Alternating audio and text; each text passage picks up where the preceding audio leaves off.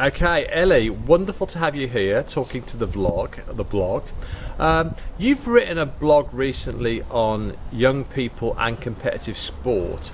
Would you perhaps tell us why you chose to write about this? So I chose to write about this because I do a lot of competitive sailing, and I was recently at an event and I saw a lot of unhappy sailors and a lot of parents kind of pushing them into doing it, and they didn't really want to, and it kind of made me start thinking, does this happen in all sports? Is this a thing where not all children are that passionate about the sport, and actually it's more driven by the parents? So yeah, I found it really interesting to develop that knowledge into other sports and finding out how other sports and their families kind of work. Yeah. Okay, that's very interesting because it's kind of different from. We often have a very positive image about playing sports. So, what were the big three findings that you found from your blog that you want to discuss with us? So I think the first thing I found was the mixed impact that it can have on body image. So I found that in some instances it is so incredibly helpful for children's body image because it gives them something else to focus on, it gives them an outlet, and it gives them something else to do besides compare themselves to people on social media.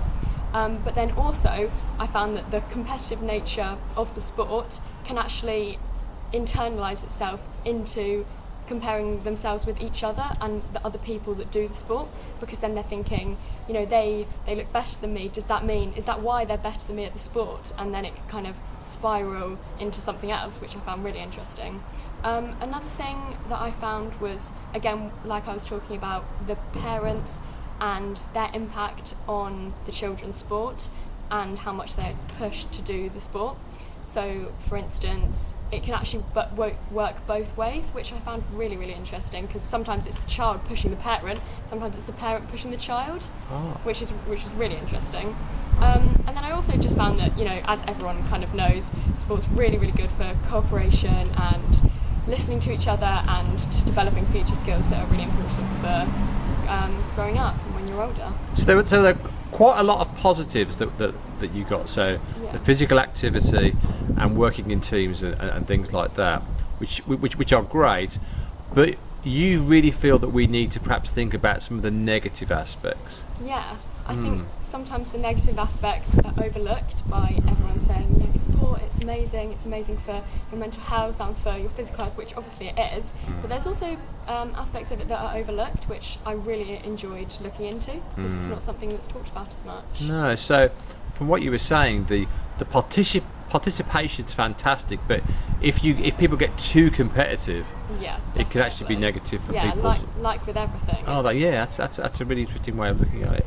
So finally then, if you were to look at the big message that you feel that you would like people to take away from your study on sporting and activities amongst young people, what would the big message that you would, what would it be? I think just to not take everything as you see it straight away. So to actually, I want them to be able to read the blog and then see someone playing sports outside and think, actually, they're not just your idealistic person or child playing sports who, they've got it all, they're talented at the sport, they just must have everything, and actually start thinking, maybe they're not doing that sport because they want to, or maybe they're doing it because they want to and they're so driven. And I just want people to be able to look into it a bit deeper and just look at it. So if you were giving, obviously we have a lot of people watching these vlogs, if you were to give advice to a parent,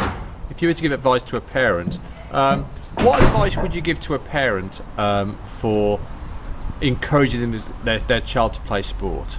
I think I would say just listen and talk to your child, because actually, even though they might not say it, or they might be embarrassed because all their friends are playing sport and you're actually not too interested in it, I just think listen, because as much as it is good to try lots and lots of things, which is great because we have all that opportunity here at Stamford, but it is also good to be able to focus on things that you enjoy, because ultimately that's what's going to benefit you for the future. Oh, that's really good. Well, thank you ever so much. Thank you. Thank you.